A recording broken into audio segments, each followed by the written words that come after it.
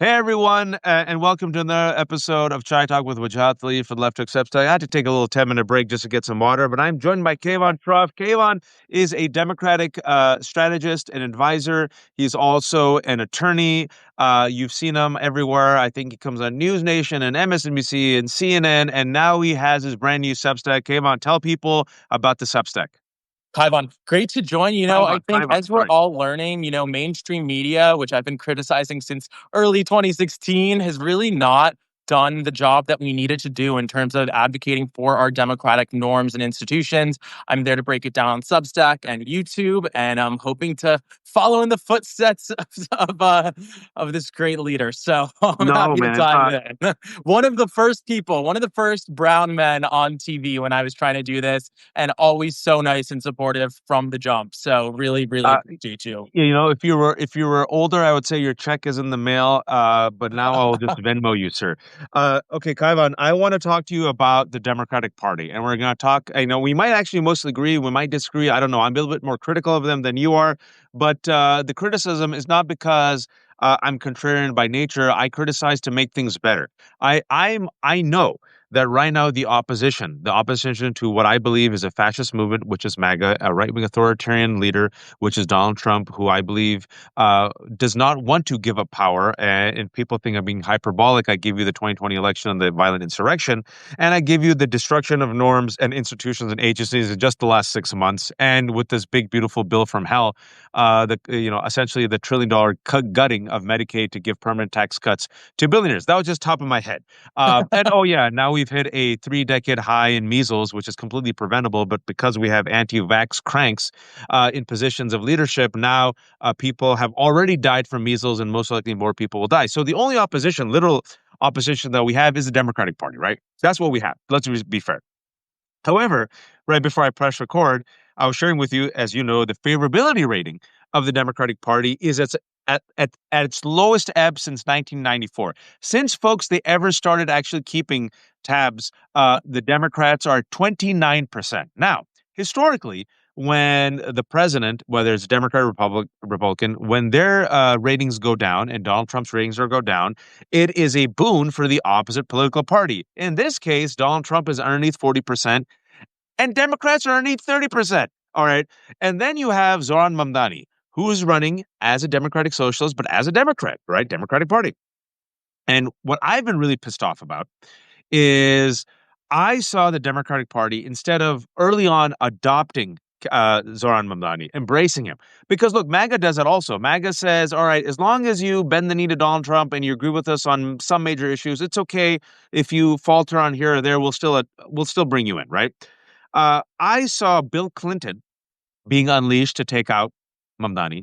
I saw Clyburn being unleashed to take on Mamdani. I saw Lawrence Summers being unleashed to take on Mamdani. The New York Times, Bloomberg, and as of now, even Hakeem Jeffries, his brother endorsed him. Hakeem I Jeffries saw has that. him. I saw that And tweet. Gillibrand went after him. And then 2 weeks ago, right before the passage of the beautiful bill from hell, you go to the cable news. For those who don't know, Sunday, you go to cable news, politicians, they meet the press, and Hakeem Jeffries and Jill Brennan and a few others went on. And instead of putting their laser focus on informing Americans about this disastrous Republican bill, they attributed to Zoran a pro-Palestinian chant he's never used. And now you were telling me right before I press play that all the unions have come out for Zoran today, following another poll that shows that he's leading. So God forbid anything terrible happens to him. I really worry about his health.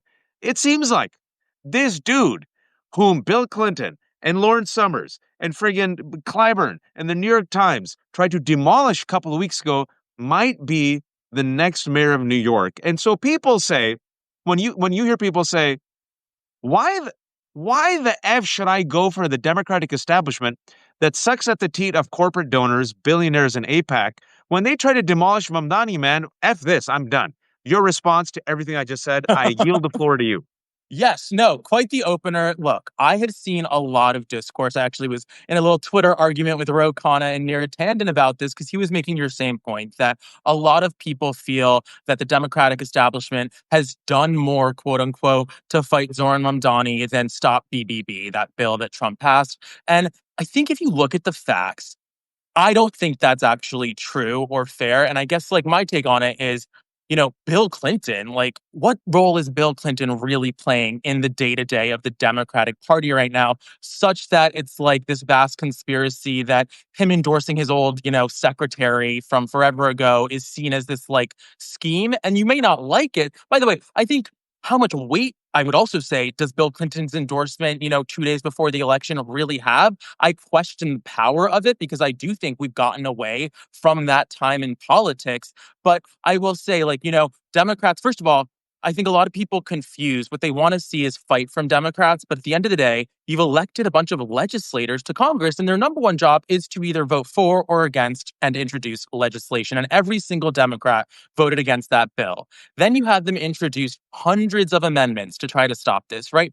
100 motions to protect SNAP and Medicaid and all that. So I don't think it's good to dismiss that work.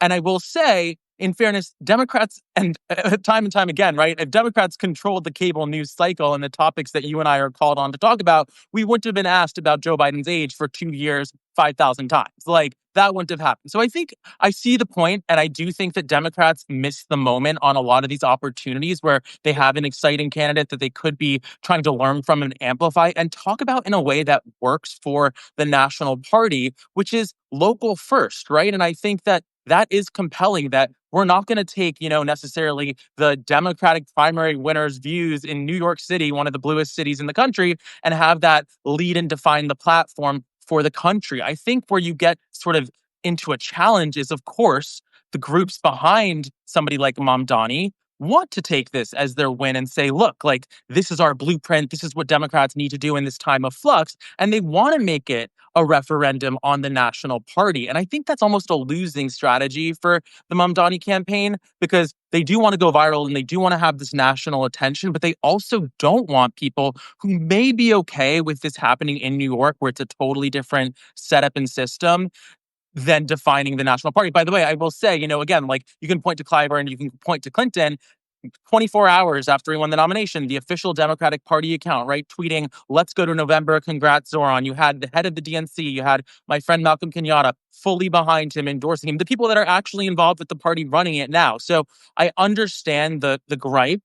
I do wonder, though, how fair it is to put it on some quote unquote sort of like nebulous Democratic establishment. So I do see a lot of that.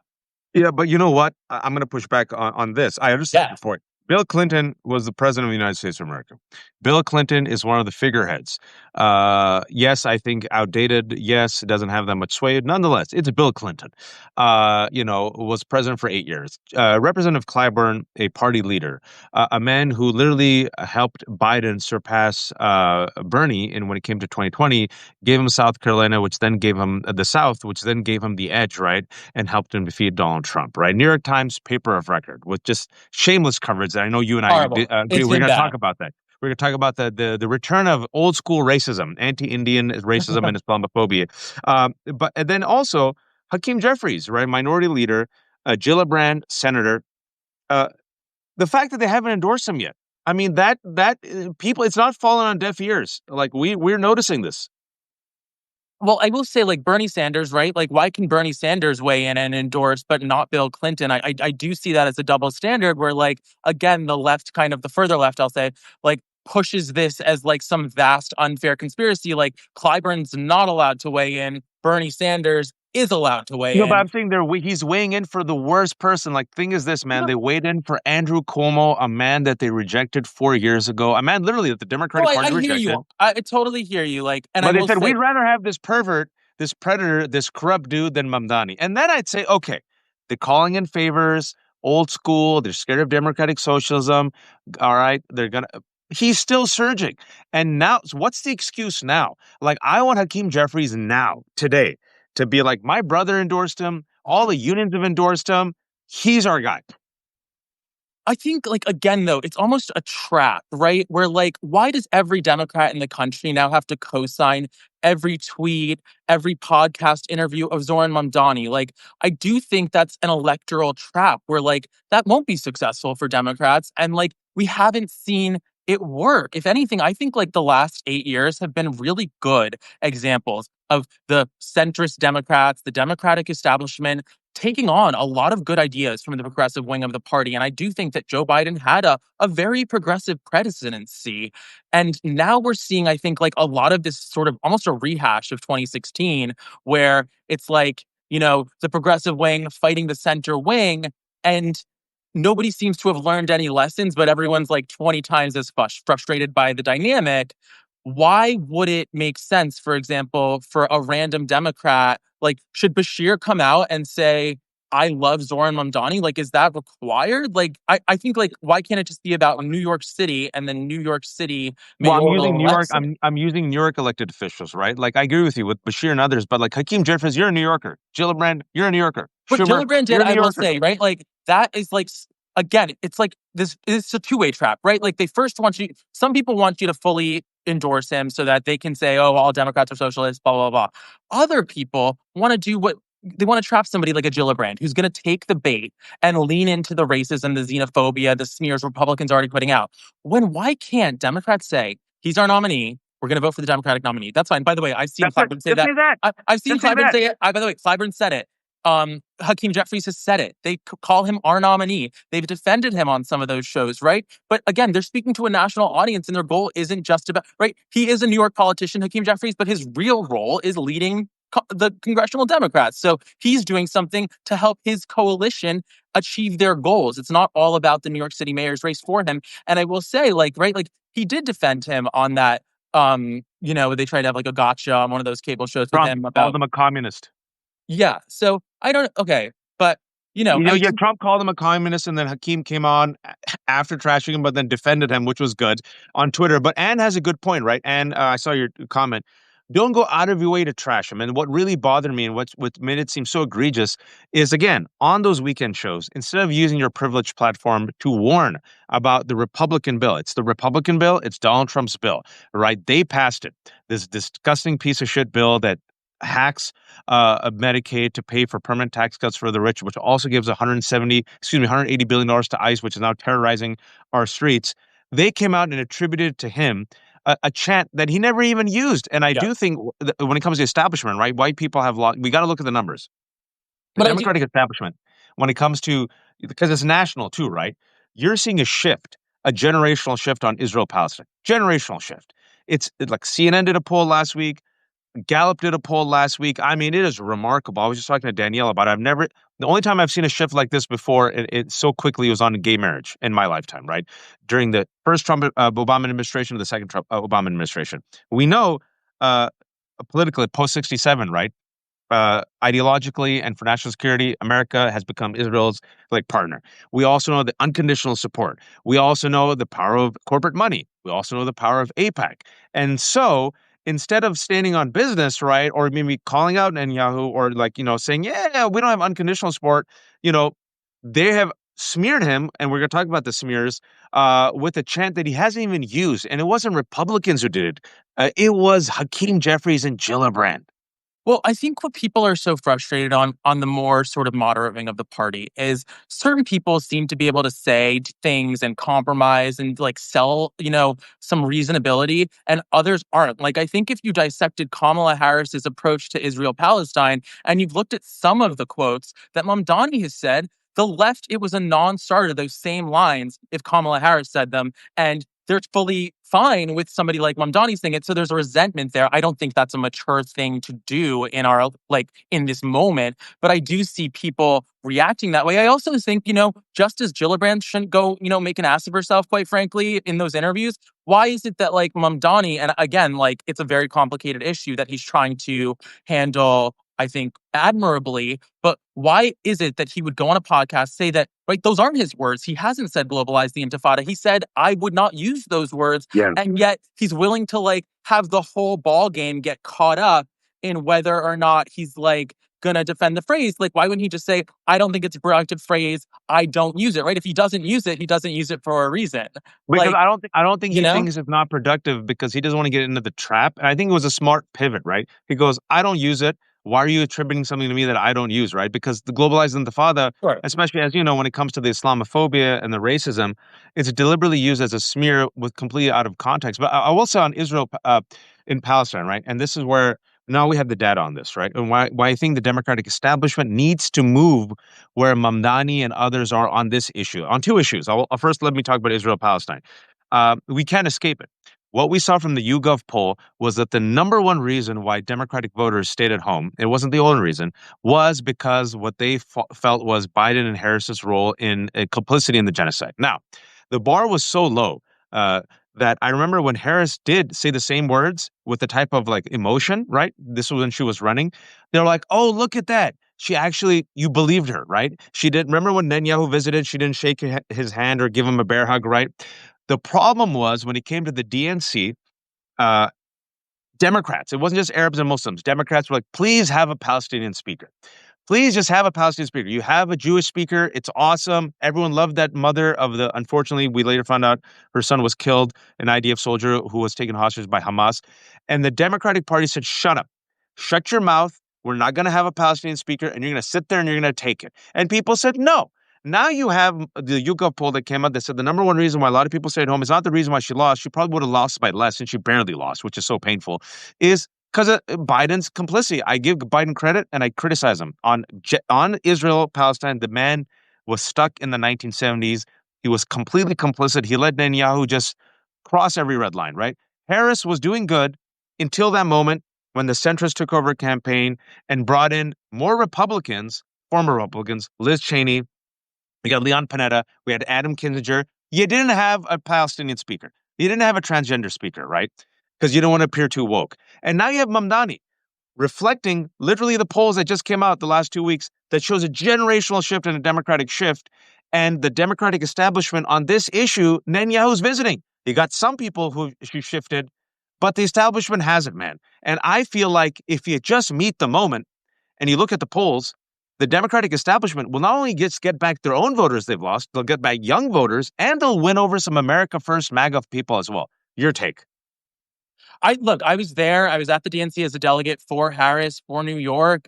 There were protests at the venue. There was a lot of discussion about not letting folks speak. And look, I think it was a misstep. Absolutely. At the same time, you could understand why there was a lack of trust from the organizers in terms of you give somebody that national debate stage, they could say anything they want.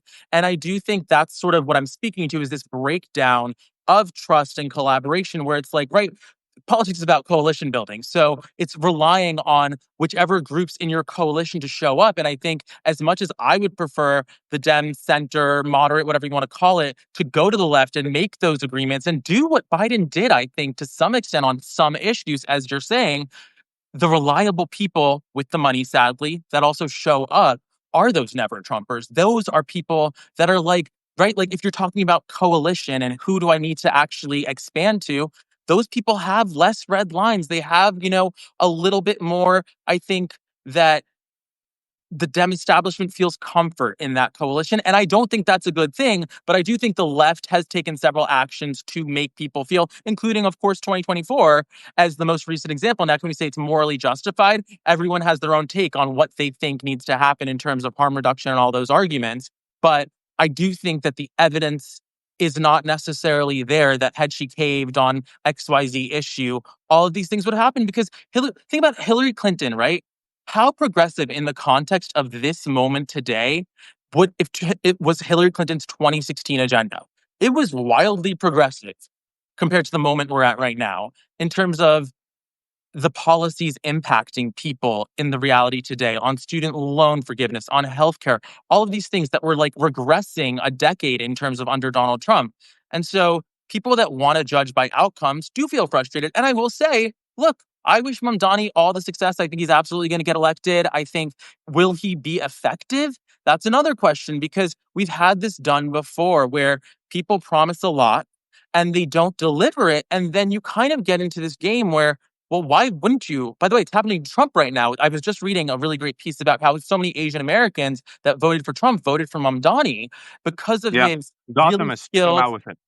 yeah, really skillful appeals on the economy, on right that immigrant story, opportunity, all of that. But I think what Donald Trump basically did was sell people a bunch of promises he's not going to follow through on, and he's losing that coalition already. And I'm not saying that's going to happen in New York City, but there are a lot of barriers to his agenda.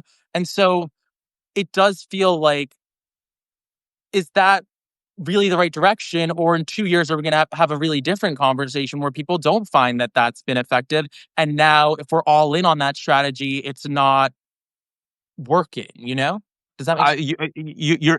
You've been admirable as I'm grilling you, but don't worry, it'll get easier. Just simply because I disagree with you on this, but that's okay. It's okay to have the disagreements, and I think it's necessary to have the disagreements. The bar. I will say this before I go to the second point. Right, I said there's two things which Mamdani is doing, which would signify that he's with the majority. And when it says the left, the parties to the left, the polls have come out that the majority of voters have moved more to the left. That's the majority.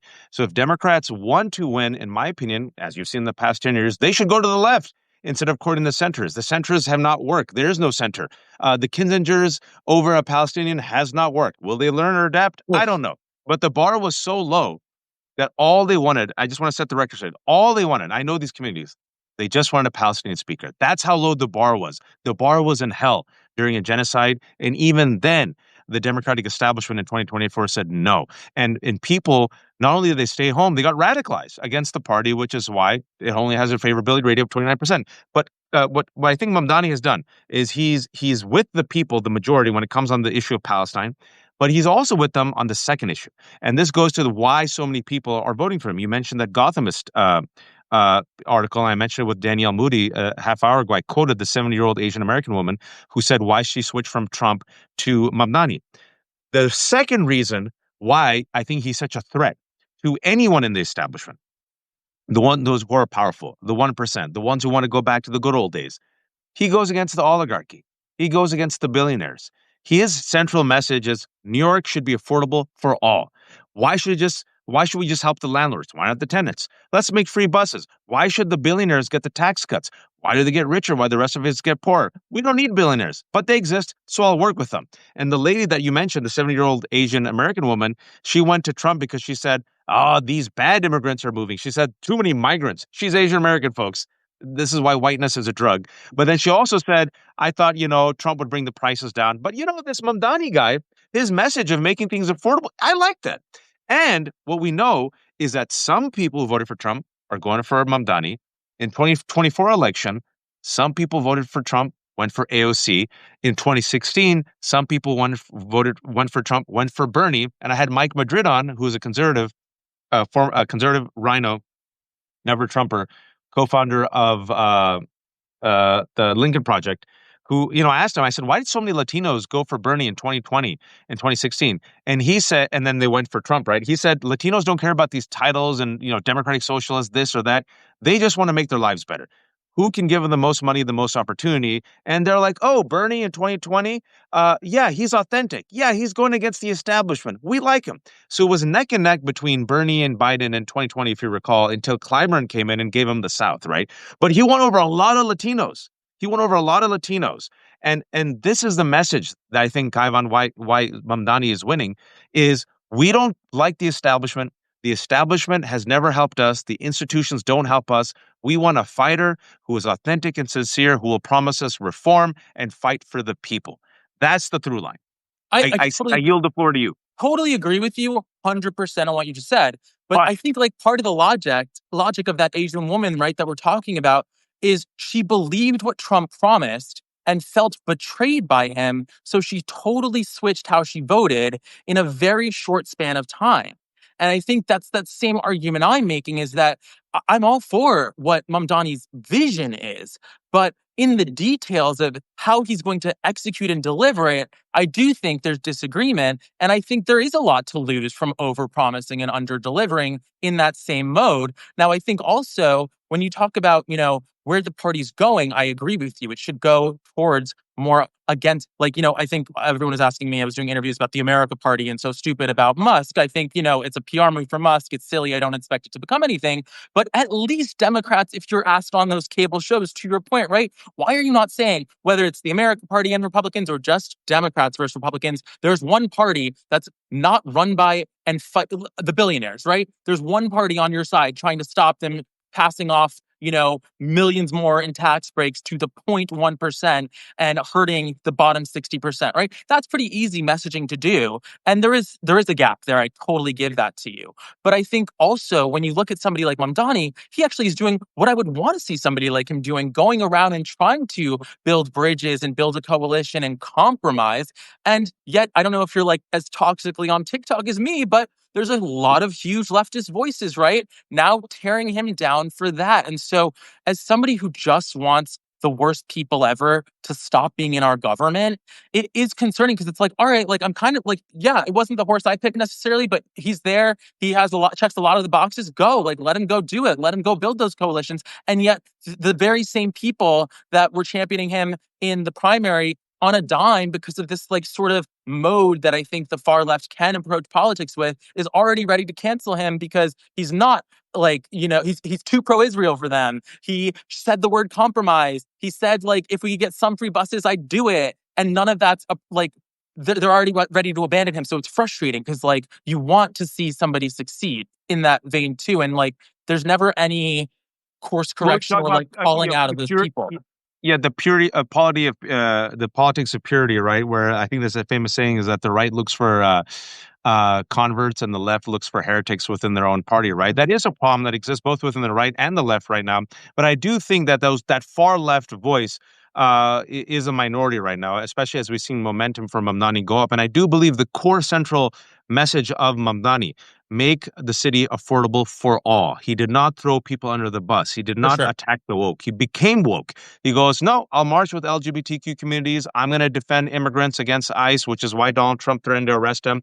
I am brown. I was born in Africa, right? I do eat with my hands, right? And then you have Elisa Slotkin, whom the Democrats chose to respond to Donald Trump's state of the bullshit, whatever that was. Elisa Slotkin, the centrist, who praised Ronald Reagan. That's the only thing I remember Talking from his about speech. like masculinity and woke. Yeah. So Yeah, lame. yeah, It's lame. and then she said war on the woke and masculine energy, who does that But appeal to anymore? but I think like to your point, right? Moving in a direction, but acknowledging and honoring the past is important to people, whether or not you think it's valid. As like I honestly am like, let's start from the information we have today.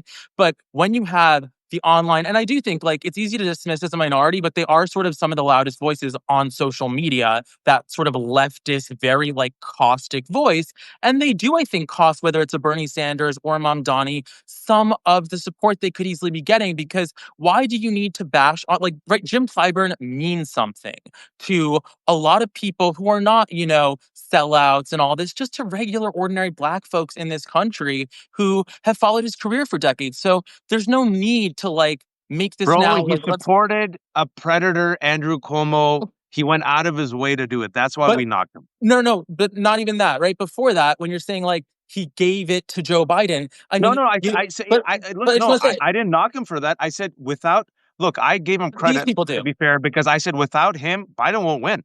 But these people do, right? This group that I'm talking about really do come after it in a way where it's like everything's rigged. Like moving into South Carolina, where there's a much more diverse set of voters, when we've done it one way forever, where it's all white voters, I think there's like really credible arguments for that. And it's not like a vast conspiracy. It's like, why are we allowed to try new things sometimes only when it's a certain way, when certain people say it? Like a lot of people for decades before Biden, Bernie, before any of that stuff, were calling for a primary to kick off in a more diverse state. So I think like, it does seem like a lot of this like rage is just like because of this ecosystem of communication we have, which is so online, when there really could be a lot more collaboration and agreement on policy and moving the ball So forward.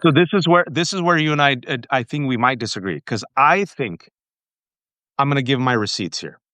Okay. AOC before Mamdani, before the vote, AOC, she did that big rally. And she said she was very vocal for the first time, talking about how she, and meaning the progressives, have tried again and again and again to reach out to the establishment. And the establishment, and you saw that quote, right? That speech. And the establishment said, go away. And I have seen time and time again where progressives and the left, they always get called the far left and the progressives and this and that. They don't do the work. I want to bring the receipts here. When Joe Biden announced that he was going to stay in the race, right? This was last year. Mm. The two groups that had Joe Biden's back, you know who those groups were? Black voters, Bernie Sanders, AOC. Why? So remember, because progressives know about coalition building. So it was George Clooney and all the other libs who threw Biden under the bus, but they're like, let's wait, let's wait. Joe Biden says he's in the race. Who had his back publicly? I'm not a Bernie bro, folks. I'm just keeping the receipts. It was Bernie, AOC, the Squad, and Black voters. Why? They know about coalition building. Secondly, when Kamala Harris, right, when she was anointed, right, and then Joe Biden then anointed her, you and I remember it wasn't Nancy Pelosi who first endorsed her. She waited. It was Black women and progressives. AOC rallied. When it came to Biden's, what he really wanted to do, and I give him credit where credit's due, folks. I try to be really fair. I shit on him with the genocide, as he should be shit on. It's going to be part of his legacy. He gave a green light to that genocide. It's going to be part of his legacy. But he had a progressive economic bill, Build Back Better, right? Who was that group that held on to the end, who tried to push it forward? It was the progressives. It was the centrists, Manchin and others, who then teamed up with Republicans and killed it, right? So I agree with what you're saying. I don't think these Bernie bros are the ones online. I understand, oh, there's some toxic Bernie bros or the progressives. If you look at the progressives, as it actually is AOC and Mamdani and others, they've always tried to actually help the party. But I do believe the establishment is a step behind, and that's why the attack on Mamdani is a reflection of that. That's just my take. Okay. Your take. Here's the thing. My receipts, though, too, are the same. That's what I'm talking about, right? The same left that is now going and protesting AOC at her town halls. You've seen those clips. Like, they go interrupt her. They call her pro-genocide. They say she's the establishment sellout. Yeah, but you and I agree that but that's real. That's totally real. I agree with you. You and I are agreement on that. That exists on all sides. But what I'm saying is my only take on this is the Democratic establishment uses those people to smear all the progressives. And I'm like, no, man, that's like the far left and the far right of every party. That is not like all progressives. The progressives, you look at it, is actually people trying their best to help push Biden. And they also supported Harris and AOC, even though, when it came to them making the mistakes, she came out and gave a very full-throated, even I did. Francesca, my other partner, it was very progressive, further left to me, said that if you have to choose between the lesser of two evils, there's nothing close. You vote for Biden or you vote for Harris over Trump, right? But a relationship requires reciprocity. Totally. That's what I was saying. That reciprocity hasn't been met. But I think the opposite. Like, that's what I'd say, right? Like, you're saying Bernie and AOC were there till the end on BBB. They were there, the good one. They were there on the good one. On Biden's candidacy, right? But that's like the game of politics. Like the Build Back Better was loaded with progressive policies and ideas. Their ideas that Biden had built. Biden's the one that reached across and built the coalition and said, yes, Bernie, I'll listen to you. Yes, AOC. Bernie had unfettered access to Biden for quite some time. A lot of the policy ideas were charging that way. And so, of course, they were standing behind him. And then when Democrats are in the biggest crisis ever, they're going to swap out their nominee. I think, they have leverage. So they're like, yeah, of course we're willing to do what we say. They had no other option, really. Might as well try to get things as far to our side as possible because we have a whole lot of leverage right now, is how I see it. Now, maybe that's a slightly cynical take, but I don't think AOC and Bernie were doing it out of the kindness of their hearts because they love Joe Biden. But I think it gets back to that question coalition. It's not about love. It's like, no, I love that. But but you're saying, you're saying it didn't happen from the center. I think the Biden administration was a good example. The Biden administration is a good example of how moderates did reach out to the progressive coalition and really embrace them and lift them up and take, I think, them in for a lot of things. Like, is that? I mean, maybe that's just totally a biased partisan opinion, but I see one of our viewers, one of my former viewers, Paul K, is really pissed off at me, and that's okay. I take off the anger of everyone. I will maintain what I said, is that when it came between Kamala Harris and Donald Trump, I went out of my way to criticize Joe Biden for what I think, and I still think, is his complicity in war crimes. And I still said, yes, you have to choose the lesser, and you have to think about the greater good. And an election of Donald Trump would be far worse for the country, for Palestine, for people of color, for transgender folks, for undocumented, for the world. I give you the past 6 months. So I said, yes, push, but at the same time, you have to build a coalition, and you can organize better under a Kamala Harris administration, who I thought would be much more open than Joe Biden to push And no, I did not vote for a genocide, Paul K. And if you think I did, and you think that's going to help you, just rage tweeting and rage posting, good luck. It gave us in part to Donald Trump, and now we're all screwed, and especially the Palestinian people are screwed, and especially pro-Palestinian activists. So I agree with you that when it comes to coalition building, Bernie knows about it, and AOC know about it, right? You don't have to love each other. It's all about what you can do to move things forward, right? And that's why I criticize Kaivan, the Democratic Party, because I want them to do better. I want them to meet the moment. I want them to evolve. I want them to adapt. I want them to actually push things forward, right? I want them because right now it's all I got. That's all I got, right? I'm not going to win with the Green Party. I'm not going to win with the Independents, right? I got the Democratic Party, and now you got some examples. You got the No Kings rally, you got the Fighting the Oligarchy rallies, and you got Zohran Mamdani. So for me, it's like, embrace this dude. He's on to something, and you can disagree with him, right? I don't need him to look. You got Andy Bashir in Kentucky. You need a type of guy like that in Kentucky. You got a Tim Walz in Minnesota. But I think there's three things in common with Mamdani, Bashir, and Walz. What's that in common? They stand true to their values. They don't give in to cruelty. They lift everyone up. Andy Bashir is a popular Democratic governor of Kentucky who wrote an op-ed in defense of LGBTQ communities after Trump's win and abortion rights. Tim Walz, with a small majority, has gone full out in progressive policies to help people, right? And I think Mamdani is doing what he's doing in New York. So I get there's a diversity here, but you want people who are authentic, sincere, passionate. And I will say there was Israel-Palestine going against the oligarchy. And the third thing I would say is those who don't abandon the woke. I give you Bashir, Waltz, and even Mamdani.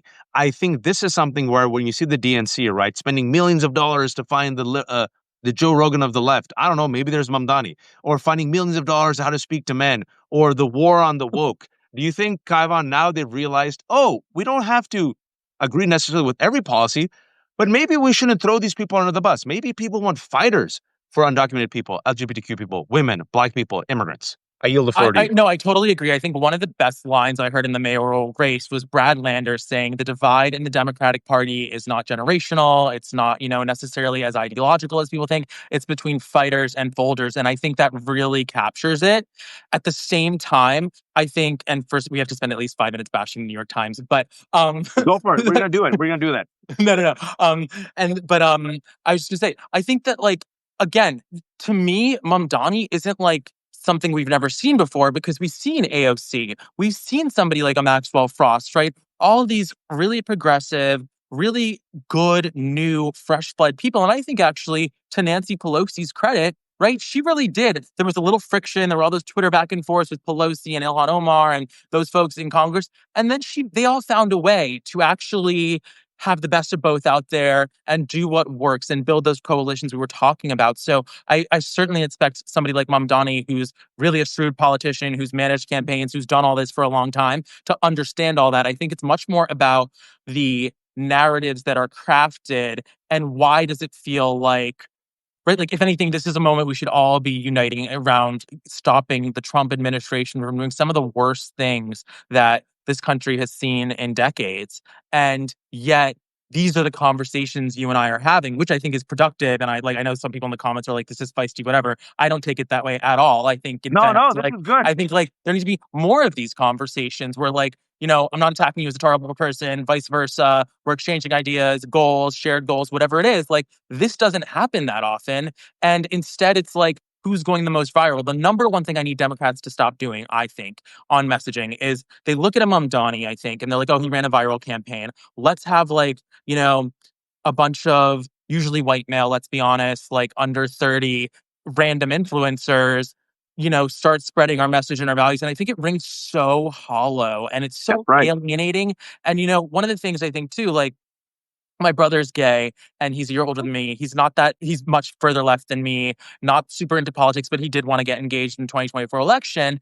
And he was dying because he took a bus to Philadelphia and it was the brat bus with all these it was just so indicative of out of touch, sort of we've shopped this out to marketing consultants, doesn't really resonate with a bunch of different groups that we're trying to reach campaign. And I thought that was an interesting insight, his experience. But beyond, right, we see this even Midas Touch. I think they're great. but you see like attack that is very like from the center and like, oh, it's so much more powerful to have like a bunch of former Republicans speak to these issues because they have more credibility. I don't think that's true. And I think like the same thing with like, young white men. Like we don't need to now suddenly give like every guy with a podcast the microphone and say like, okay, you tell us what to do. Or like, I'm Rokana, I'm gonna go on like every podcast and on earth and like compliment these people. Like do some of it. But I think it's much more about being authentic, having a personality. Like There you that's go. step one. There Like you go. so That's key. many of these Authentic. That's Democratic key. leaders are missing. Well, be authentic, but then we have to be choosier because like some people are authentically incredibly boring. And I'll give like Hakeem Jeffries as an example of that, right? Like I'm sure he's being authentic, but like for at least like maybe he's a great legislator. Like we need more than that at this point, or we need other voices to be there, like a Jasmine Crockett. Like my grandmother is 97 years old and she's like, she watches Bill Maher. So, she's in that. She's texting me about Jasmine Crockett. Who's this? She's so interesting. And I love so from that range, you're winning over somebody. Like, right, those types of voices we should lift up. Whereas like an Adam Kinzinger, these people are like the most cynical people on earth who like they made a bet. Honestly, they bet against Trump, right? At a moment that was critical. They lost the bet. And now they've built an entire media apparatus that enriches them around it. That's not like anything about democracy. Like Adam Kinzinger voted for Donald Trump 2 times. Like it's delusional. So, and I 95% of think the the time. conversion power is low. He voted for Trump's agenda 95% of the time and cheerled his potentially illegal unilateral strike on Iran just a few weeks Joe ago, folks. Walsh, So, another one. Like we're gonna listen to Joe Walsh over somebody like a Mamdani. Like I'll give you that is like that breaks my brain. It doesn't make any sense. well, the thing is this: I think what we can take away from, and now we're going to talk about the racism of it all, and shit on New York Times and a few others. But I think my takeaway from this, and listening to you, and I think we're in agreement. And look, the polls reflect this. Going back to 10 years, people want fighters. People want someone who's passionate, who's listening to them. People want someone who's willing to take on the quote unquote establishment.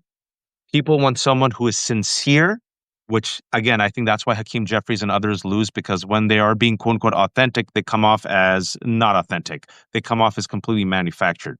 And I think there's three positions, if I will, where I think Mamdani is with the majority, where the establishment, the Democratic Party establishment, has to evolve on. Israel-Palestine, they cannot ignore it anymore. Fighting or taking on the oligarchy or the billionaires, and also being woke, right? Not throwing undocumented LGBTQ Black people and on under the bus. Finding a message that lifts up all of them. You see Tim Walz do it in Minnesota in his own way. You see Bashir doing it in Kentucky in his own way. And you see Mamdani doing it in his own way in New York. And back to old school shoe leather politics. Mamdani and AOC did grassroots. They did not take any vote for granted.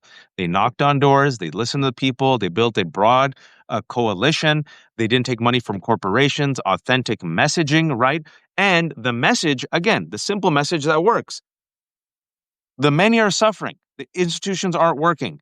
Let's help the many, and let's make sure that the many also get some of these riches, and they just don't go to the 1%. Right? If you want to break it down, it's the 99% versus the 1%. The many versus the billionaires. We should fight oligarchy and make America affordable for everyone. A simple message. It gives you a hero, a villain, right? It gives you a goal, and it unites a whole bunch of people. And I want to remind folks. I know it's like disgusting and laughable, but a lot of people voted for Donald Trump because they saw him as anti-establishment, even though he was born and raised in the establishment. But speaking about the racism of it all, right? You are a son of Indian immigrants. I'm a son of Pakistani Muslim immigrants. We're seeing a combination of both anti-Indian bigotry and Islamophobia to smear Mamdani, right? You saw Sean McGuire, who is still at Sequoia Capital, openly say that Mamdani comes from a lying culture. Nothing's happened to him.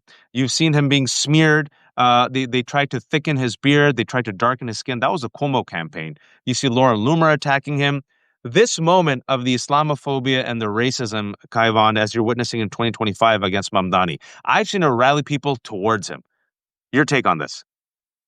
I do. I think it's been really disgusting. And one of the things, too, that I do think, moderate or not, I've seen people do that's really frustrated me are people like Dan Goldman and Tom Swazi who are very quick to sort of parrot the Republican attacks on Mamdani as Yep. anti-Semitic and all this stuff. And whether and in that they'll say like, I don't agree with the policies, but like it's totally wrong to do this. Whereas they won't go the other way and say, I don't endorse everything Mamdani stands for or says, but like at baseline, it is so wrong that anybody that wants to participate in our public political process be smeared, be targeted, be threatened with violence, be called, all sorts of names by the president of the United States. They don't do that. And that is revealing. And that is really disappointing to see. But to your point, probably pretty expected. And I do think the Times, right? The New York Times, what they did with that reporting, where, by the way, they were competing with a white supremacist to publish this story, who then went and published Mamdani's SAT scores. Like, is it a story that I think had become Can you break it down for folks? I know the Sure. facts, but you're on a roll, so just break down Sure, for sure, people who don't sorry. know. Too online to like be in the depths of this take and think everyone knows. So basically, there was a hack a couple weeks ago of Columbia's database by a white supremacist who wanted to make sure that they were following through on the recent affirmative action ruling from the Supreme Court. In that hack, they found Mamdani's application metrics, not the full application, but how he identified racially, his SAT scores, all that stuff. And then that hacker gave it to somebody who shared it with the New York Times. And the person they gave it to was somebody known as an anonymous, but actually everyone knows who it is, race science pushing account on Twitter. And the Times, Eugenicist, Nazi. yeah, eugenicists talking about brain sizes of different races, all that stuff. And the Times, first of all, kept that source in their story as anonymous without saying that they're a white supremacist, any of that. And I think they They called framed them an academic. crazy.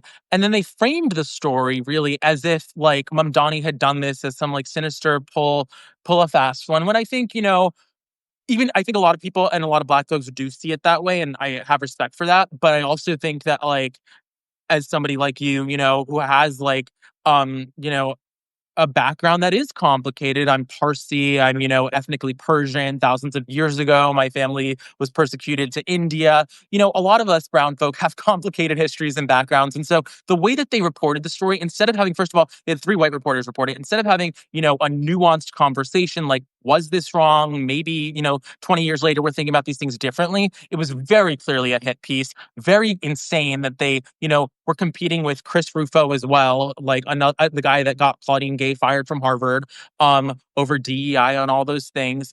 And so I think like and then by the way, the editor of the Times gave a big old pat on the back to everyone involved with the story. No feedback taken. They had the guy Patrick Healy, who was head of politics or deputy head of politics in 2016. You can thank him largely for the Butler emails narrative. Now is their head of trust and standards, fully defending it, saying we published his anonymous alias so that readers could learn more about him. So their excuse for this is that they gave you his alias so that you could go Google it and figure it out. Is that what the Times usually does on reporting? Or do they share the information they know, literally the premise of the entire thing? So pretty nuts to see. And his name is, folks, Jordan Lasker. His name is Jordan Lasker. He's not an academic. Maybe he graduated grad school. We don't know. They refer to him as an academic. He is a eugenicist who pushes Nazi bullshit race science. And they decided to protect his name and only link to his Twitter profile, as Kaivan said, and also literally whitewashed his record by calling him an academic. And furthermore, for those who just caught up, they rushed to publish this because they were going to get outscooped by Chris Rufo, our right-wing extremist hack, who literally helped engineer the attack on DEI and CRT that was used by, and is still used by, Republicans to help them win elections, go after universities, and literally erase people of color. So that was the big scoop that they were trying to, it wasn't the Washington Post, or it wasn't like, LA Times, it was, we got to beat Chris Rufo. And this is in the paper of record, the New York Times, against Zohran Mamdani, which has prompted so many people to say, why are people so afraid of Zohran Mamdani? And as a result of this, today the poll came out that he's still leading. Kaivan said, I haven't checked out, but I saw one union, the teachers union came out, but a whole bunch of unions have come out Almost for him. every major union in the state has come out. And it seems like he seems like he might be the next mayor of New York. But here we are seeing this open, shameless, naked Islamophobia, and this mother effer, this racist Sean McGuire who tweeted at me, a I partner saw of that. Sequoia. Sequoia Capital, these friggin' insane tech bros, racist friggin' in their incestuous bubble where they believe that Elon Musk and his eugenic science will help them and the productive people somehow go to Mars in space. I'm not making this up, and live forever thanks to AI. I'm not making this up. This guy rails against Mamdani and said he comes from a lying culture and then doubles down on it. Still has his 1.5 job. billion people, all liars. Still has his job. Still has his Crazy. job. Crazy. Anyways, I actually have 6 o'clock interview too. So it Oh, was oh yeah. so great to join you. Thank you for having me. I really appreciated this conversation. And appreciate all you do as a leading as a voice on all this stuff. And I love your Pierce Morgan hits. Those are some of my Thank you. favorites. Shamelessly promote yourself, Kaivan. Thanks. Yeah. I mean, if you can follow me here, I also have a YouTube. Kaivan Comments is the handle. And I'm everywhere on social media. Just my name, Kaivan Shroff. So hope to see a bunch of you over there. And please All right, subscribe. and real quick before we leave, and Kaivan, if you ever jump off, go ahead. I was just going to spend 30 seconds saying, this was an important conversation because Kaivan and I agree on a lot of stuff, but we also disagree, right? I'm much more bold in my calls for reform. I'm much more critical of the establishment. I need them to reform, so they can win elections and defeat Donald Trump. Kaivan, as you could see, a little bit more sympathetic, probably not too sympathetic to the progressives such as AOC and Bernie. I believe I'm on the right side on this one, but we had a robust back and forth, a spirited chat out of respect. So for those who joined us late, about 800 people, we're going to have it. And I recommend you watch it. It was good because he was very sincere in his, he's very pro-Clinton, pro kind of, and I don't say this as a prerogative, kind of pro-democratic establishment, kind of made some excuses there for Harris and Biden that I did not. As you can see and tell from many of my interviews, I'm much more critical. I believe I'm going to be on the right side of this. I'm 10 toes down on this. And if the Democrats want to actually win over people and win elections, and I believe they have to defeat fascism, they have to adapt and evolve. And I do believe that Mamdani and a few others, especially when it comes to fighting the oligarchy, fighting the oligarchy, going against billionaires, when it comes to on Israel and Palestine, when it comes to wokeness, I believe they're giving you a blueprint, right? And I believe people want fighters. People want folks who are authentic. People are sick and tired of these corporate consultants who are crafting these memes and talking points that do not resonate with the people. And you see them being spotted out by Hakeem Jeffries and others, and no one gives a shit. They're like, man, you sound like a company man. I don't believe you. They don't mind messiness. They don't mind inexperience. Uh, Authenticity and passion makes up for it. And I give you Mamdani, AOC, and a few others. And I give you the fire, the spirit of Jasmine Crockett. They want fighters. Who will fight for me? Who is listening to me? Who is taking on the Nazis and the oligarchy? Who is at least, go ahead, promise me shit that you can't do. Republicans promise shit all the time. They lie all the time. So if Mamdani can't give you free buses, but he's throwing it out there, go for it, man. Try your best. Right? Donald Trump promised that price of eggs would go down. He promised that Ukraine would have peace immediately. He promised that Gaza would be peaceful. He promised America would be great again and people would respect us. Everyone hates us. They don't give a shit. Once Republicans get in power, they do whatever the F they want, right? They promise big and they get in power and then they spin and then they mock the Democrats and they do whatever they want. So go ahead. Make big ass promises. Dream big. Let people imagine. Right now, a poll came out this week that a majority of people are for Medicare for all. People thought that was a pipe dream 10 years ago. Say it again and again and again. Medicare for all. Why not? Abolish ICE. Why not? Why should we support a terrorist, a group that, excuse me, is terrorizing Americans, and I call the Gestapo, that now has the budget that is bigger than the militaries of foreign countries. And you've seen how Donald Trump has used it. It didn't exist in the 20th century. We don't need ICE. We could do border security without ICE. So I want people to go hard in the paint cultivate type of a hopeful, big-hearted message that lifts everyone up. That's just me.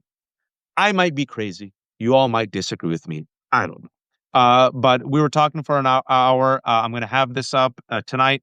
And also, folks, I was talking to Lev Parnas about the Epstein files and how it's a big deal and it's cracking up MAGA. I'm going to have that conversation up. And I also had another quick conversation with Danielle Moody, my co-host for Democracy-ish, where we spun the wheel of chaos and talked about some of the big topics of today. Tomorrow, I have a really good interview with Terrell Starr, who is in Ukraine right now, and he reached out to me and he's like, "Listen, man, people aren't talking about what's happening in Ukraine and what's happening in Israel, and making the connection between the occupations." And I'm here on the ground, and I'm speaking out against imperialism and fascism, and I think there's a connection to be made. I agree with him. Ukraine has been kicked out of the news, folks. Russia's occupying Ukraine. Ukrainians are fighting back. Israel's occupying Palestinians. And this Trump administration is in bed with the wrong people, with Netanyahu and Putin. So we got to talk about that.